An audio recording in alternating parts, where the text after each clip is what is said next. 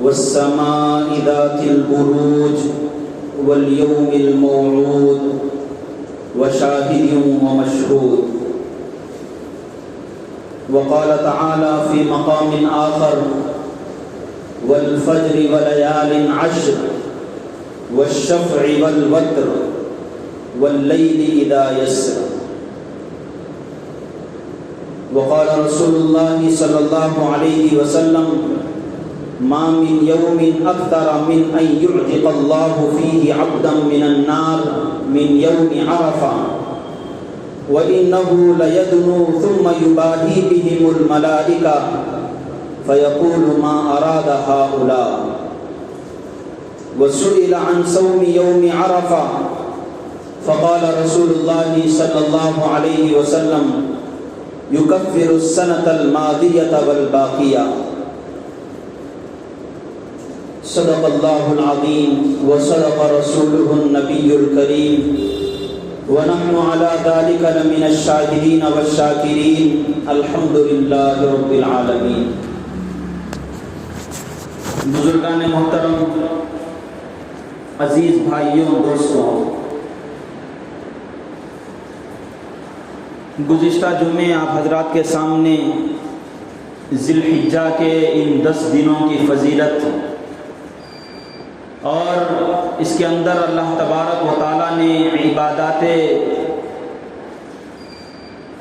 مقصودہ اور اعمال صالحہ کی جو ترغیب دی ہے اس کو ذکر فرمایا تھا. یہ 10 دن ایسے عظیم الشان دن ہیں کہ رسول اللہ صلی اللہ علیہ وسلم نے ارشاد فرمایا کہ ان 10 دنوں کے اندر کسی بھی عمل صالح کو، نیک کام کو کیا جائے تو وہ اللہ کے نزدیک اتنا زیادہ محبوب کہ اور دنوں میں ہم جتنی بھی عبادت کر لیں ویسی محبوبیت اللہ تبارک و تعالیٰ کے پاس نہیں ہو. یہ 10 دن ایسے عظیم الشان دن باقاعدہ قرآن کریم کے اندر اللہ تبارک و تعالیٰ نے قسم کھائی ان دنوں کی اہمیت کو بتانے کے لیے، ان کی فضیلت کو بتانے کے لیے. اور تقریباً اس دن کے کئی سارے ایام گزر چکے ہیں اور آج ذی الحجہ کے 7ویں تاریخ اور بھی دن ہیں. 7واں دن ابھی شروع ہوا ہے، آدھا دن ہوا ہے، ابھی تقریباً 3.5 دن باقی ہیں. کوشش یہ کرنی چاہیے کہ ان دنوں کے اندر جتنی ہم سے عبادت ہو سکے، اللہ تبارک و تعالیٰ کی محبوبیت، اللہ تبارک و تعالیٰ کا تقرب حاصل کیا جا سکے، اس میں ہمیں آگے بڑھنا چاہیے. علماء کے درمیان اس بات پر بھی گفتگو ہوئی ہے کہ ایک طرف تو اللہ تبارک و تعالیٰ نے حدیث کے اندر، رسول اللہ صلی اللہ علیہ وسلم نے حدیث کے اندر اتنی بڑی بات ارشاد فرمائی کہ ان دنوں کے اندر عبادت اللہ کے نزدیک جتنی محبوب ہے، نیک کام جتنے پیارے ہیں اور دنوں میں نہیں ہیں. ہم دیکھتے ہیں کہ رمضان المبارک آتا ہے، رمضان کے اندر بھی آدمی روزہ رکھتا ہے، نماز پڑھتا ہے اور اس کے بارے میں بھی ثواب ذکر کیا گیا ہے کہ ایک فرض ادا کرنے سے اللہ تبارک و تعالیٰ 70 فرضوں کا ثواب عطا کرتے ہیں، اور اسی طرح ایک نفل ادا کرنے پر اللہ تبارک و تعالیٰ عبادت کے برابر اسے ثواب عطا کرتے ہیں. تو وہاں علماء نے اس کے درمیان کلام کیا ہے کہ اللہ تبارک و تعالیٰ نے ایک طرف یہ چیزیں ہمارے لیے رکھی ہیں، رمضان کی عبادت وہ بھی اتنی عظیم الشان، اور ایک طرف ذی الحجہ کے دن ہیں یہ بھی عظیم الشان. علماء میں ایک زبردست عالم گزرے ہیں، علامہ ابن تیمیہ رحمۃ اللہ علیہ. بہت بڑے اپنے وقت کے محدث تھے، فقیہ تھے. اللہ تبارک و تعالیٰ نے خاص طور پر توحید الہی پر ان سے بہت زبردست کام لیا، اور ان کی ہزاروں صفحات پر مشتمل کتابیں ہمیں پڑھنے کو ملتی ہیں. انہوں نے بڑی پیاری بات ارشاد فرمائی ان دونوں طرح کے احادیث کو سامنے رکھ کر۔ انہوں نے فرمایا کہ اور بعد کے علماء نے ان کی بات کو قبول بھی کیا، پسند بھی کیا۔ تو علامہ ابن تیمیہ رحمۃ اللہ علیہ فرماتے ہیں کہ دو چیزیں ہیں، ایک دن ہیں اور دوسرے ہیں رات۔ ذی الحجہ کے ان 10 دن میں، یہ 10 دن رمضان کے آخری 10 دنوں سے بھی افضل ہیں، اور اس کی راتوں کا اگر لحاظ رکھیں گے تو رمضان المبارک کی جو راتیں ہیں وہ زیادہ درجہ رکھتی ہیں ان راتوں کے بنسبت، یعنی دنوں کا اگر اعتبار کریں گے تو رمضان کے آخری عشرے کے دنوں سے زیادہ افضل اللہ کے نزدیک یہ ذی الحجہ کے 10 دن۔ اور راتوں کا اگر اعتبار کریں گے تو راتوں میں اگر دیکھیں گے تو راتوں میں رمضان کی راتیں، چونکہ اس کے اندر اللہ تبارک و تعالیٰ نے لیلۃ القدر کو رکھا ہے باضابطہ طور پر، تو وہ راتیں زیادہ محبوب ہیں۔ اور اس کی وجہ انہوں نے یہ بیان فرمائی کہ کیوں ایسی تقسیم انہوں نے کی۔ انہوں نے فرمایا، بلکہ علامہ ابن حجر اسقلانی رحمۃ اللہ علیہ نے اس کی وجہ بیان کرتے ہوئے لکھا ہے کہ یہ 10 دن جو ذی الحجہ کے ہیں یہ رمضان کے بھی 10 دنوں سے زیادہ محبوب، زیادہ پیارے اور اللہ کے نزدیک بڑے مقام والے اس لیے ہیں کہ ان 10 دنوں کے اندر آدمی چاہے تو ہر طرح کی عبادت کر سکتا ہے۔ رمضان میں روزے رکھنے کے علاوہ، نماز پڑھنے کے علاوہ آدمی حج نہیں کر سکتا اور قربانی نہیں کر سکتا، صرف روزے رکھ سکتا ہے، نماز پڑھ سکتا ہے اور قرآن کریم کی تلاوت کر سکتا ہے، ذکر و اذکار کر سکتا ہے۔ لیکن یہ دن ایسے ہیں ذی الحجہ کے 10 دن، ان 10 دنوں کے اندر اگر کوئی روزے کی عبادت کرنا چاہے تو روزے کی بھی عبادت کر سکتا ہے، نماز پڑھنا چاہے تو نماز کی بھی عبادت انجام دی جا سکتی ہے، تلاوت قرآن کرنا چاہتا ہے تو تلاوت قرآن بھی کر سکتا ہے۔ سب سے بڑی عبادت ان دنوں کی حج، وہ بھی انہی دنوں میں آتی ہے، وہ بھی انجام دے سکتا ہے اور قربانی بھی دے سکتا ہے۔ رمضان میں اگر کوئی جانور پر چھری چلائے یا اور دنوں میں جانور کو ذبح کرے تو وہ قربانی کی عبادت نہیں ہوگی بلکہ ایک صدقہ شمار ہوگا۔ لیکن ان 10 دنوں کے اندر، ان 10 دنوں کو اللہ تبارک و تعالیٰ نے ایسی خصوصیت عطا فرمائی ہے، ایسی جامعیت عطا فرمائی ہے اور ایسا امپورٹنس ان کو نصیب ہوا ہے کہ یہ 10 دن رمضان کے 10 دنوں سے بھی زیادہ افضل ہیں، زیادہ درجہ رکھتے ہیں۔ اس کی وجہ یہ بیان فرمائی۔ ہاں، راتوں کے اندر رمضان کی جو راتیں ہیں، رمضان کے آخری عشرے کی راتیں، وہ زیادہ درجہ رکھتی ہیں کہ اس لیے لگے اللہ تبارک و تعالیٰ نے اس کے اندر لیلۃ القدر جیسی عظیم الشان رات رکھی۔ تو معلوم یہ ہوا کہ یہ جو 10 دن ہیں ذی الحجہ کے، اور جس کے 6-7 دن رخصت ہو گئے، باقی بچے 3-4 دن ہیں، ہمیں اس بات کی کوشش کرنی چاہیے کہ ان دنوں میں خاص طور پر اللہ تبارک و تعالیٰ کی بڑائی، اللہ تبارک و تعالیٰ کی کبریائی اور اللہ تبارک و تعالیٰ کی پاکی اور اللہ تبارک و تعالیٰ کی حمد و ثنا میں وقت گزاریں، اس لیے کہ اس کا بھی حکم نبی علیہ الصلاۃ والسلام نے دیا ہے، فَأَكْثِرُوا فِيهِنَّ التَّسْبِيحَ وَالتَّهْلِيلَ وَالتَّكْبِيرَ،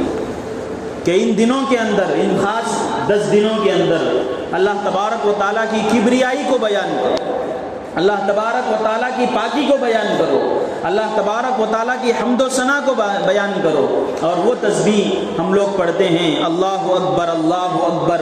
لا الہ الا اللہ، اللہ اکبر اللہ اکبر وللہ الحمد۔ اس کے اندر اللہ اکبر کئی مرتبہ ہے، اس کے اندر اللہ تبارک و تعالیٰ کی بڑائی ہے۔ لا الہ الا اللہ، اس میں ہر چیز سے جو غیر اللہ سے متعلق ہے اس سے ہم نے پاک کر کے اللہ کے لیے معبودیت کو خاص کر دیا۔ اور پھر اس کے اندر ہے وللہ الحمد، اللہ تبارک و تعالیٰ کی حمد و ثنا بھی ہے۔ تو یہ جو تسبیح ہے، اس تسبیح کو ہم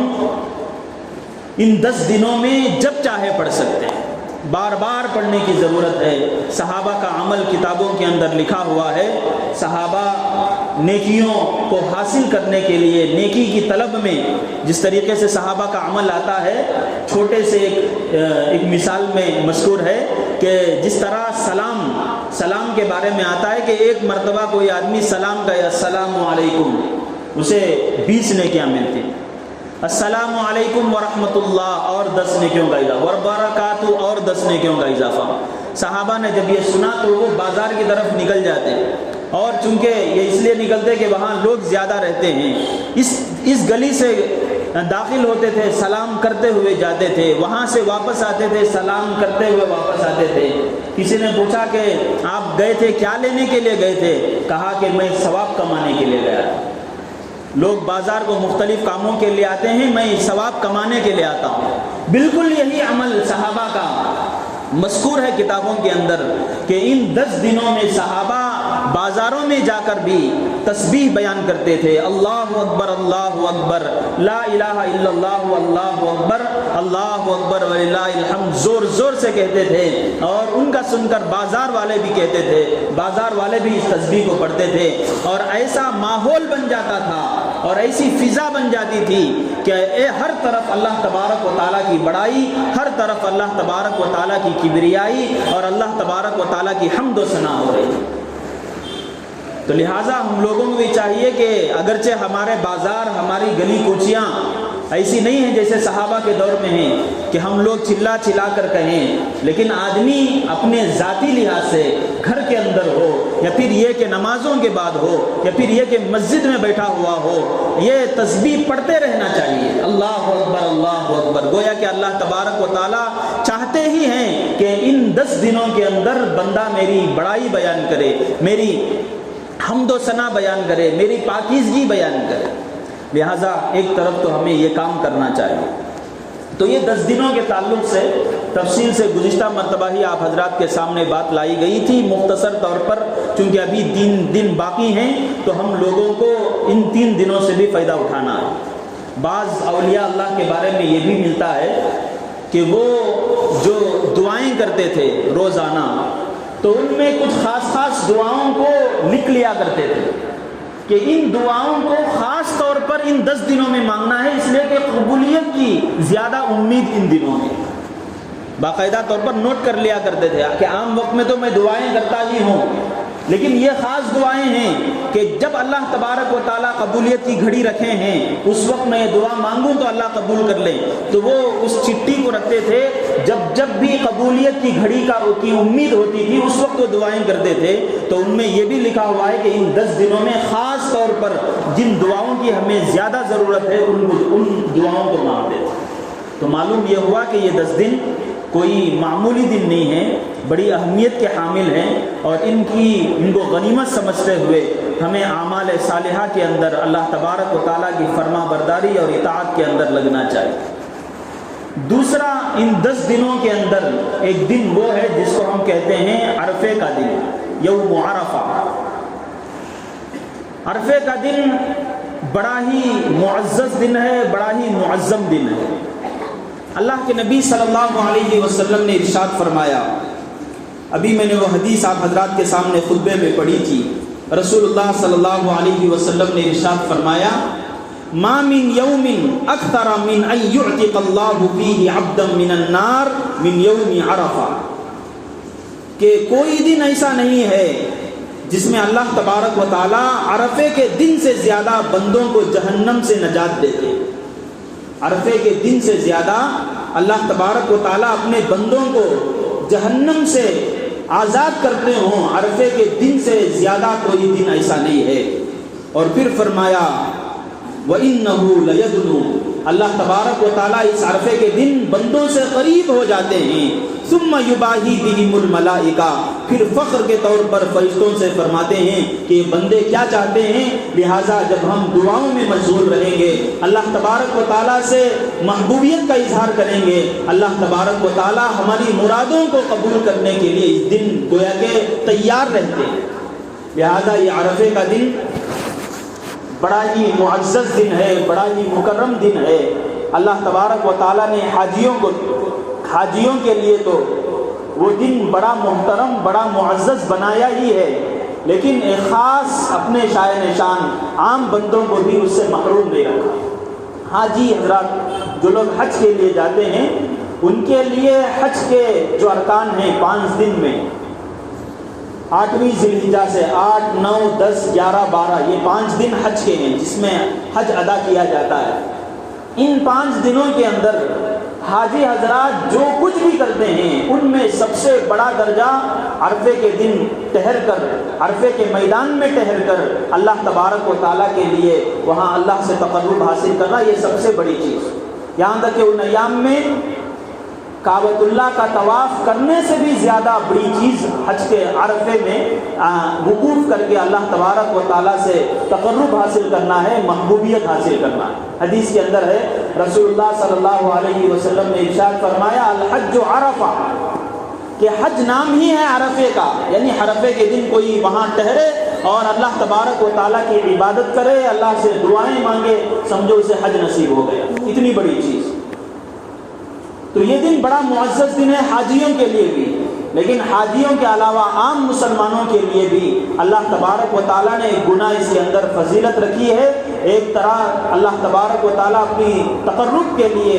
راستے بھی مہیا کیے ہیں۔ ایک تو یہ ہے کہ جس طرح دعائیں مانگنا چاہیے اللہ تبارک و تعالیٰ کی مراد پوری ہو جائے۔ دوسرا یہ رسول اللہ صلی اللہ علیہ وسلم سے پوچھا گیا کہ عرفے کے دن روزہ رکھنا کیسا ہے 9ویں ذی الحجہ کو، ورنہ تو یہ جو 10 دن ہیں ان 10 دنوں میں روزہ رکھ سکتے ہیں آرام سے، آخری دن عید کا دن چھوڑ کر 9 دنوں میں، ان 9 دنوں میں روزہ رکھ سکتے ہیں۔ لوگ پوچھتے رہتے ہیں کہ عرفے کے کتنے روزے ہیں ذی الحجہ کے؟ پورے مہینے میں 10 دن، بلکہ یہ جو ایام تشریق ہیں عرفے کے دن کو چھوڑ کر اس میں روزہ رکھنا منع ہے، باقی ان 10 دنوں کے اندر شروع کے 9 دنوں میں جب چاہے روزہ رکھ سکتے ہیں، 1ویں ذی الحجہ، 2، 3، 4، 5 عید کے دن، اور اس کے بعد 2 دن روزہ نہیں رکھ سکتے۔ باقی عرفے کے دن کے تعلق سے خاص طور پر صحابہ نے پوچھا، اللہ کے نبی صلی اللہ علیہ وسلم نے ارشاد فرمایا یکفر السنۃ الماضیۃ والباقیہ، کہ عرفے کے دن روزہ رکھنا ایسی عظیم عبادت ہے، ایسے عظیم اللہ تبارک و تعالیٰ کی بندگی ہے کہ اس کی وجہ سے اللہ تبارک و تعالیٰ آگے آنے والے 1 سال کے اور پھر اسی طرح پچھلے 1 سال کے گناہوں کو معاف فرما دیتے ہیں۔ ایک دن روزہ رکھنے سے اس امید سے کہ اللہ تبارک و تعالیٰ نے اس دن کو بڑا مقام عطا فرمایا، اس دن اللہ تبارک و تعالیٰ اپنے بندوں سے قریب ہوتے ہیں، اپنے بندوں کی محبوبیت کے لیے اللہ تبارک و تعالیٰ ان سے تقرب خود حاصل کرتے ہیں۔ اس دن اگر بندہ روزہ بھی رکھتا ہے اس خاص نیت سے، اللہ تبارک و تعالیٰ 1 دن بعد، 1 سال بعد اور 1 سال پہلے کے گناہوں کو معاف کر دیتے ہیں۔ تو ان 10 دنوں کے اندر دوسری عبادت عرفے کے دن روزہ رکھنے کی ہے، اور اس دن بڑی فضیلت ہے روزہ رکھنے کی۔ تیسری چیز ان 10 دنوں کے اندر جو آتی ہے وہ یہ ہے کہ عرفے کے دن فجر کی نماز سے، جیسے ہی فجر کی نماز پوری ہوئی، 9 ذی الحجہ تاریخ ہے، 9ویں ذی الحجہ، 10ویں ذی الحجہ، 11، 12 اور 13ویں ذی الحجہ، قربانی کے 3 دن کے بعد کا بھی دن، اس دن عصر کی نماز تک ہر نماز کے بعد 1 مرتبہ بلند آواز سے تسبیح پڑھنا، جس کو تکبیر تشریق کہتے ہیں، اللہ اکبر اللہ اکبر، لا الہ الا اللہ اللہ اکبر وللہ الحمد، یہ تسبیح پڑھنا واجب ہے، یہ تسبیح پڑھنا واجب ہے۔ اور اس کے اندر اللہ تبارک و تعالیٰ، جیسے کہ میں نے کہا، حکم ہے فَأَكْثِرُوا فِيهِنَّ التَّسْبِيحَ وَالتَّكْبِيرَ وَالتَّحْمِيدَ، اور ایک جگہ اللہ نے قرآن کریم کے اندر فرمایا ہے وَاذْكُرُوا اللَّهَ فِي أَيَّامٍ مَّعْدُودَاتٍ، کہ ان خاص دنوں کے اندر، ان گنے چنے دنوں کے اندر اللہ تبارک و تعالیٰ کا خوب ذکر کرو۔ اور وہ کیا ذکر کرو؟ وہ ذکر یہی ہے کہ ہم لوگ ہر نماز کے بعد تھوڑی آواز سے، ایسا بھی نہیں کہ بہت زور سے چلا کر کہیں، یا ایسا ہلکا بھی نہیں کہ خود ہم کو بھی نہ سنائی دے اور ہمارے کندھوں پر جو فرشتے ان کو بھی سنائی نہ دے، ایسا نہیں، بلکہ ایک معمولی، ایک معتدل مقدار میں ہم لوگ تکبیر کہیں، اللہ اکبر، لا الہ الا اللہ اکبر وللہ الحمد، یہ کہنا واجب ہے، 1 مرتبہ کہنا تو واجب ہے۔ پھر اس کے بعد آدمی جیسے کہ 10 دنوں میں جب چاہے پڑھ سکتا ہے، نماز کے بعد بھی اگر کوئی سنت کے ارادے کے بغیر ایک مرتبہ پڑھنا تو واجب اور سنت ہے، اس کے علاوہ تسبیح کی نیت سے، ذکر کی نیت سے جتنی مرتبہ چاہے پڑھ سکتا ہے، لیکن ایک مرتبہ بلند آواز سے پڑھنا واجب ہے۔ نماز کے اندر جب رہیں گے امام صاحب بلند آواز سے پڑھیں یا نہ پڑھیں، لیکن ہر آدمی کو پڑھنا چاہیے، یہاں تک کہ گھروں کے اندر عورتیں جو نمازیں پڑھتی ہیں ان کو بھی اپنی ہلکی آواز میں اس تسبیح کو، تکبیر کو کہنا چاہیے۔ اور یہ بھی ذہن میں رکھے کہ یہ چیز صرف فرض نمازیں پڑھنے کے بعد جو جماعت کے ساتھ پڑھتے ہیں انہیں نہیں، اگر کوئی آدمی تنہا نماز پڑھ رہا ہے یا کوئی آدمی مسبوق ہو گیا، جب آیا تھا امام صاحب سلام پھیرنے کے بعد نماز مکمل ہو گئی، تسبیح پڑھنے سے فارغ ہو گئے، کچھ لوگوں کی کچھ رکعتیں باقی رہ گئی، ان لوگوں پر بھی واجب ہے کہ اپنی نماز پوری کرنے کے بعد دیگر نمازیوں کا خیال کرتے ہوئے یہ تکبیر تشریق پڑھے، ان پر بھی یہ واجب ہے۔ اسی طرح اگر کوئی جماعت ہی میں حاضر نہیں ہوا، تنہا نماز پڑھ رہا ہے، کسی وجہ سے جماعت میں حاضر نہیں ہوا، اس پر بھی واجب ہے کہ وہ تکبیر تشریق کو ان نمازوں کے بعد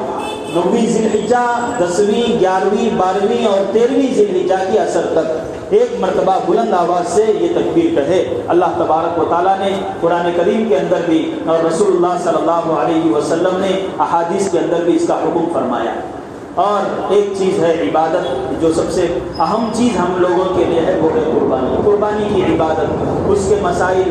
گزشتہ 2 جمعے بھی آپ حضرات کے سامنے کن لوگوں پر واجب ہے یہ سب چیزیں آپ حضرات کے سامنے بیان کی گئی تھی۔ 1-2 چیزیں جو اہم ہیں اور جن کی رعایت ہر ایک آدمی کو کرنا ہے وہ میں آپ حضرات کے سامنے بیان کرتا ہوں، اور بھی 2-3 مسائل ہوں گے انشاءاللہ۔ عید الاضحیٰ کی نماز جو ہماری اس مسجد کے اندر 6:30 بجے عید کے دن پڑھی جائے گی، انشاءاللہ اس وقت بھی 1-2 مسائل کی طرف آپ لوگوں کی توجہ دلائی جائے گی۔ 6:30 بجے ہماری اس مسجد میں عید الاضحیٰ کی نماز ہے، تو 1-2 مسائل، 1-2 چیزوں کی طرف توجہ دینی ہے۔ سب سے اہم چیز یہ ہے کہ ہم لوگ اور باقاعدہ طور پر تمام علماء کی جو تنظیم ہے جمعیت علماء ہند، اس سے بھی باقاعدہ طور پر یہ چیزیں ہر مسجد کے اندر بیان کرنے کے لیے بتائی گئی ہیں۔ وہ چیزیں آپ حضرات کو سنا رہا ہوں جو پورے ہندوستان کے علماء بیٹھ کر مسلمانوں کے حالات وغیرہ کو سامنے رکھ کر جن چیزوں کو سامنے رکھنے کے لیے کہے ہیں، ان میں ایک چیز یہ ہے کہ خاص طور پر اس دن میں ہم لوگ پاکی صفائی کا خیال رکھیں۔ ایسا نہ ہو کہ ہم لوگ جانور کو ذبح کرتے ہوں اور اس کا خون گلیوں میں، راستوں میں ایسا ہی بہہ رہا ہو۔ یہ جو خون ہے جس کو ہم ذبح کرتے ہیں، جب تک اندر ہے تو اس کا کوئی حکم نہیں، یعنی جب تک اندر ہے اس کے اوپر کوئی ناپاک ہونے کا حکم نہیں لگتا، لیکن جیسے ہی باہر وہ نکل جاتا ہے تو وہ چیز، وہ جو خون ہے، خواہ وہ قربانی کے جانور ہی کا کیوں نہ ہو، وہ خون ناپاک ہے، وہ خون ناپاک ہے۔ وہ خون اگر لگ گیا تو جب تک اس کو پاک نہیں کرتے اس وقت تک ان کپڑوں کے ساتھ نماز بھی نہیں پڑھ سکتے۔ وہ خون لگا ہوا ہے تو پھر جب تک ہم لوگ اس کو صاف نہیں کرتے نماز بھی نہیں پڑھ سکتے، نماز نہیں ہوگی۔ وجہ یہ کہ ناپاک خون ہے، تو وہ جو ناپاک خون ہے ہم لوگ عام طور پر دیکھتے ہیں، اور خاص طور پر چونکہ مسلمانوں کے علاقوں کے اندر ہی یہ چیزیں زیادہ نظر آتی ہیں، اس لیے اس طرف توجہ دینے کی ضرورت ہے کہ اس خون کو باہر نہ بہائیں۔ کوشش کر کے جو موری ہے یا جو گندا پانی جانے کے لیے جو راستہ آپ حضرات بنائے ہیں اپنے گھروں کے اندر وہاں بہائیں، یا پھر یہ نہیں کر سکتے تو یہ کوشش کریں کہ ایک گڑھا کھودیں باقاعدہ طور پر، خون کو وہاں ڈال دیں اور اسے بند کر دیں۔ اس لیے کہ جب راستوں میں بہایا جاتا ہے تو ایک تو جو لوگ مسلمان ہیں ان کو تو یہ چیزیں یہ ناپاکی راستے میں بہتی ہے تو اس کے لیے یہ بڑی اذیت اور تکلیف کی چیز ہوتی ہی ہے، غیر مسلموں کو بھی اس سے بہت تکلیف ہوتی ہے، اور اس سے مسلمانوں کا نام خراب نہیں ہوتا، اسلام کا نام خراب ہوتا ہے۔ مسلمانوں کے نام سے زیادہ اسلام کا نام خراب ہوتا ہے۔ ہم یہ ان کو پیغام یہ دیا جاتا ہے، یہ کیسی عید ہے کہ اس دن ناپاکی کو راستوں میں بہایا جاتا ہے۔ وہ یہ نہیں دیکھتے کہ اس کے اندر کیا کیا خوبیاں ہیں، بلکہ وہ یہ سمجھیں گے ہمارے اس غلط رویے کو، غلط راستے، غلط طریقے کو دیکھ کر کہ یہ کیسی عبادت ہے مسلمانوں کی۔ جیسے ہم لوگ بول لیتے ہیں ان کی عبادتوں کے بارے میں اتنا شور، اتنے پڑاکے وغیرہ بج رہے ہیں، کیسے ایسے وہ ہمارے بارے میں بولیں گے کہ ان کی کیسی عید ہے کہ ہر گلی میں گندگی ہے، ہر گلی میں گندگی ہے، ایسی بات ہمارے اس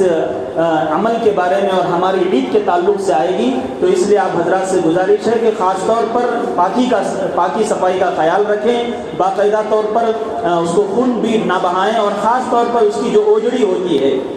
تو اس اوجڑی، اس کی جو بوٹی ہوتی ہے، اسے بھی اس کی گندگی کو ادھر ادھر نہ ڈالیں۔ ایک آدمی پر جتنا یہ بات ضروری ہے کہ وہ قربانی کرے، اس سے بڑھ کر میں یہ صاف الفاظ میں کہہ رہا ہوں، اس سے بڑھ کر یہ بات اس آدمی پر ضروری ہے کہ وہ دوسرے کو تکلیف پہنچانے سے بچیں۔ لہٰذا وہ گندگی یہ کریں گے تو قربانی ایک الگ چیز، لیکن جو گندگی کی وجہ سے لوگوں کو جو تکلیف ہوگی، اس کا جو گناہ ہے وہ اس سے بڑھ کر ہوگا۔ تو اس بات کی آپ حضرات لحاظ رکھیں کہ جو اس کی جو اوجڑی ہے اسے بھی باقاعدہ طور پر پیک کر کے جہاں کچرا ڈالنے کی جو جگہ ہے، یا پھر یہ کہ BBMP کی طرف سے جو گاڑیاں آتی ہیں اس میں وہاں پہنچائیں۔ خدا را ایسا کوئی رویہ اختیار نہ کریں جس کی وجہ سے ایسے کوئی چیز پریشان کن ہم لوگوں کے سامنے آئے۔ دوسری چیز یہ ہے کہ اس کی ویڈیوگرافی، خاص طور پر بڑے جانور کی قربانی ہمارے اس ریاست کے اندر قانونی اعتبار سے ممنوع ہے، تو اس اعتبار سے ہمیں احتیاط کو ہی مد نظر رکھنا چاہیے، لیکن بہت سارے لوگ چھپا کر رہے تھے، وہ ان کا الگ عمل ہے، پرسنل ان کے کام ہے، لیکن اس کی بھی ویڈیوگرافی وغیرہ کر کے اس کو باہر سوشل میڈیا وغیرہ پر ڈالنے کی کوشش نہ کریں، اور اپنے اسٹیٹس وغیرہ پر لگانے کی کوشش نہ کریں، اس سے بھی غلط پیغام جاتا ہے، اور دوسری جو خرابیاں ہیں وہ تو ہم لوگوں کو نظر آتی ہی ہیں۔ لہٰذا آپ حضرات سے گزارش ہے کہ اس کے جو مسائل جو گزشتہ 2 جمعوں میں آپ حضرات کے سامنے لائے گئے، اور اس مرتبہ بھی جو اہم چیزیں ہیں جو آپ حضرات کے سامنے لائی گئی ہیں، اس کو مد نظر رکھتے ہوئے اپنی عبادت کو انجام دینے کی کوشش کریں۔ اللہ تبارک و تعالیٰ ان 10 ذی الحجہ تک کے جو اہم دن جو باقی رہ گئے ہیں، ان دنوں کی، خاص طور پر عرفے کے دن کی اور عید کے دن کی عبادتوں کو اللہ تبارک و تعالی ہماری قبول فرمائیں، اور اسے بہتر سے بہتر طریقے سے انجام دینے کی اللہ ہمیں ہدایت عطا فرمائیں۔ اللہ تبارک و تعالی ان کہی ہوئی باتوں پر عمل کرنے کی توفیق عطا فرمائیں۔ وآخر دعوانا الحمد للہ رب العالمین۔